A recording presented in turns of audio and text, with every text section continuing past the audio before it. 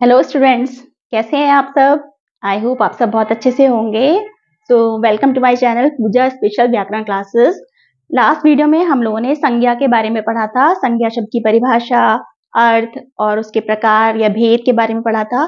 तीनों प्रकार यानी संज्ञा 3 प्रकार की होती है और हमने संज्ञा की परिभाषा भी पढ़ी थी और बहुत ही आसान शब्दों में इसकी परिभाषा बनाना भी सीखा था कि किसी प्राणी, व्यक्ति, वस्तु व स्थान के नाम को संज्ञा कहते हैं। नेमिंग वर्ड्स होते हैं संज्ञा। तो इसके बाद अब हम संज्ञा के हमने प्रकार पढ़े थे। 3 तरह की संज्ञा, मुख्य संज्ञा 3 प्रकार की होती है। व्यक्तिवाचक संज्ञा, जातिवाचक संज्ञा और भाववाचक संज्ञा। इसके अलावा हमने द्रव्यवाचक संज्ञा और कलेक्टिव नाउन यानी कि समूहवाचक संज्ञा भी पढ़ी थी। इसके बाद हमने ये भी पढ़ा था कि व्यक्तिवाचक संज्ञा से हम जातिवाचक संज्ञा में कैसे प्रयोग कर सकते हैं।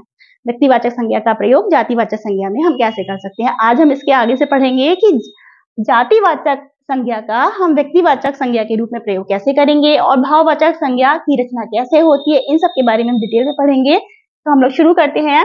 जातिवाचक संज्ञा का व्यक्तिवाचक संज्ञा के रूप में प्रयोग कैसे होता है। एग्जाम्पल देखते हैं। जैसे नेताजी ने आजाद हिंद फौज का गठन किया था। अब नेताजी, वैसे तो देखिए नेता कोई भी जाति नेता बहुत सारे होते हैं, कोई भी नेता हो सकता है, कई सारे नेता हमारे समाज में हैं। तो नेता जो भी पॉलिटिक्स में होता है, नेता खड़े होते हैं, वैसे तो जातिवाचक संज्ञा है। लेकिन यहाँ पर हमने नेताजी ने आजाद हिंद फौज का, यहाँ पर हम नेताजी की बात कर रहे हैं तो हमारा इसमें सेंस आ रहा है कि हमने नेताजी यानी कि सुभाष चंद्र बोस के बारे में बात कर रहे हैं हम। तो नेताजी ने आजाद हिंद फौज का गठन किया था, तो यहाँ पर हमने इसे व्यक्तिवाचक संज्ञा के रूप में इसका प्रयोग किया। तो ये हम यहाँ जातिवाचक संज्ञा व्यक्तिवाचक संज्ञा बन गई। ऐसे एक और एग्जाम्पल देखते हैं। गांधी के देश में हिंसा शोभा नहीं देती। गांधी के देश में हिंसा शोभा नहीं देती। गांधी का देश मतलब गांधी जी के देश में यहाँ पर महात्मा गांधी हुए हैं। वैसे तो गांधी क्या है, सरनेम है।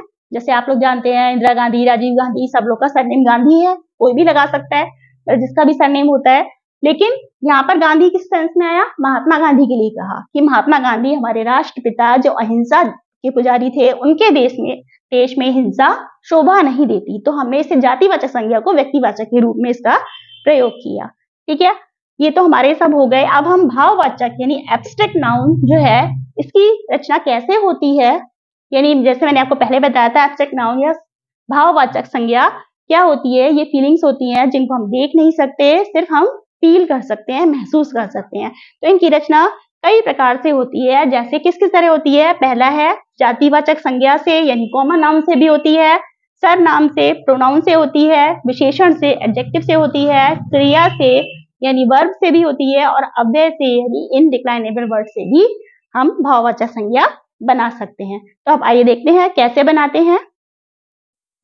तो चलिए अब हम लोग देखते हैं कि जातिवाचक संज्ञा से भाववाचक संज्ञा कैसे बनती है। ठीक है, अब कुछ जातिवाचक शब्दों से हम भाववाचक संज्ञा शब्द बनाएंगे। जैसे पहला है बच्चा। अब बच्चा एक जातिवाचक शब्द है। बच्चा कोई भी बच्चा हो सकता है। ठीक है, बच्चों के बारे में कहा है। इसे भाववाचक संज्ञा बनाएंगे तो क्या बन जाएगा, बचपन। बचपन क्या है, एक स्टेज हो गई बचपन। ठीक है, तो बचपन क्या है, भाववाचक संज्ञा। ऐसी वकीलों के बारे में कहा गया है वकालत। इससे हमारी भाववाचक संज्ञा क्या बनी, वकालत। वो वकालत करता है या कुछ भी। राष्ट्र से राष्ट्रीयता, हम सब एक राष्ट्र में रहते हैं, ये जातिवाचक संज्ञा हो गई और उसके अंदर राष्ट्रीयता की भावना है, तो राष्ट्रीयता क्या है, भाववाचक संज्ञा। माता, माता का क्या हो गया, मातृत्व। मातृत्व एक भाववाचक संज्ञा हो गई। इसी तरह शत्रु का शत्रुता, सज्जन का सज्जनता, है ना, ये हमारी भाववाचक संज्ञा बन गई जातिवाचक संज्ञा से। अब दूसरा, सर्वनाम से भाववाचक संज्ञा कैसे बनती है। सर्वनाम से भी भाववाचक संज्ञा बनती है। देखिए कैसे, से अपना शब्द सर्वनाम है। अपना से क्या बन गया, अपनापन या अपनत्व। उसके अंदर अपनत्व की भावना है या अपनापन है ना, मुझे उससे मिलकर अपनापन लगा। इस तरह से मम से ममत्व या ममता। ठीक है, उसके अंदर ममता की भावना है। ये तो भावना बन गई, फीलिंग बन गई। ठीक है, ऐसी आप से आपा, अपना आपा मत खो, है ना, कहते हैं ना। इसी तरह से अहम से अहंकार। अहंकार, उसके अंदर बहुत अहंकार है, तो ये भाववाचक संज्ञा बन गई। ठीक है, तो सर्वनाम से भी हमारी भाववाचक संज्ञा बन जाती है इस तरह से। ये मैंने कुछ एग्जाम्पल दिए हैं, आपकी बुक्स में बहुत सारे एग्जाम्पल दिए होंगे और आप समझ जाएंगे कैसे बनती है। तीसरा, विशेषण से भाववाचक संज्ञा बनाना। विशेषण से कैसे बनती है? विशेषण शब्द से बहुत आता है, क्योंकि विशेषण शब्द देखिए मीठा, तो मिठास यानी कि उसमें मिठास है किसी भी चीज में। ईमानदार, ईमानदारी, ईमानदार एक जातिवाचक संज्ञा है, मतलब वह ईमानदार है और उसके अंदर ईमानदारी की भावना है, उसके अंदर ईमानदारी की फीलिंग है, ईमानदारी है, ठीक है। ऐसी चतुर, वो चतुर है और उसके अंदर चतुराई है, तो इन दोनों बातों में अंतर हो गया ना।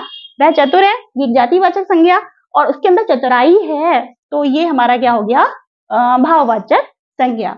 ऐसी सभ्य का, सभ्यता, वो सभ्य और उसके अंदर सभ्यता की भावना है, सभ्यता है ना। ऐसी करुण का, करुणा, सरल का, सरलता, स्वस्थ का, स्वास्थ्य। तो ये सब हमारी विशेषण से भाववाचक संज्ञा बन गई। अभी एक दो और रह गई हैं, वो भी देख लेते हैं। तो फोर्थ देखते हैं, नेक्स्ट देखते हैं क्रिया से भाववाचक संज्ञा बनाना। अभी तक हमने जातिवाचक शब्दों से, विशेषण से, सर्वनाम से देखा था भाववाचक संज्ञा बनाना। क्रिया से भाववाचक संज्ञा कैसे बनाते हैं? जैसे क्रिया शब्द कौन से होते हैं? जैसे थकना, सजना, मांगना, बुनना, कोई भी जो क्रिया शब्द होते हैं, जो भी काम करना या जिससे काम करना या होने का पता चलता है, वो क्रिया शब्द कहलाते हैं। हंसना, जीतना, चलना, पहनना।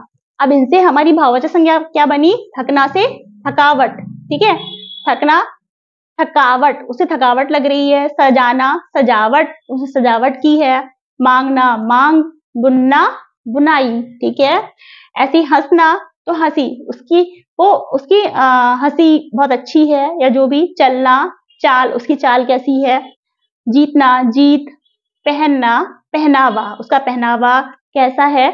इस तरह से बात करते हैं तो ये हमारी क्रिया से भाववाचक संज्ञा बन जाती है। ऐसी नेक्स्ट है, फिफ्थ है, अव्यय से भाववाचक संज्ञा बनाना। अब अव्यय तो आप जानते हैं, जो शब्द परिवर्तित नहीं होते, बदलते नहीं हैं, उनसे भी हम भाववाचक संज्ञा बना सकते हैं। जैसे शीघ्र, अब आप अव्यय शब्द तो जानते ही होंगे। शीघ्र है, दूर है, समीप है, मना है, ऊंचा, ऊपर, ये सारे हमारे क्या है? अव्यय शब्द हैं, जो लिंग वचन काल के अनुसार नहीं बदलते हैं। तो शीघ्र से क्या बन गया भाववाचक? शीघ्रता। दूर से दूरी, समीप से समीपता, मना से मनाही, ऊंचा से ऊंचाई, ऊपर से ऊपरी। जैसे ऊंचा मतलब ये पर्वत बहुत ऊंचा है, या हम कहेंगे उस पर्वत की ऊंचाई बहुत है। तो ये अंतर है दोनों बातों को कहने में। यहाँ पर ये अव्यय है और यहाँ पर ये भाववाचक संज्ञा बन गई है। तो ये पूरा हो गया आपका चैप्टर संज्ञा का। सभी कुछ मैंने इसमें बता दिया आपको। आई होप ये चैप्टर आपको अच्छे से पूरा समझ में आ गया होगा। हर तरह से भाववाचक संज्ञा बनाना भी समझ में आ गया होगा। तो यदि मेरी वीडियो अच्छी लगी हो तो लाइक कीजिए, सब्सक्राइब कीजिए, शेयर कीजिए। तो थैंक यू सो मच।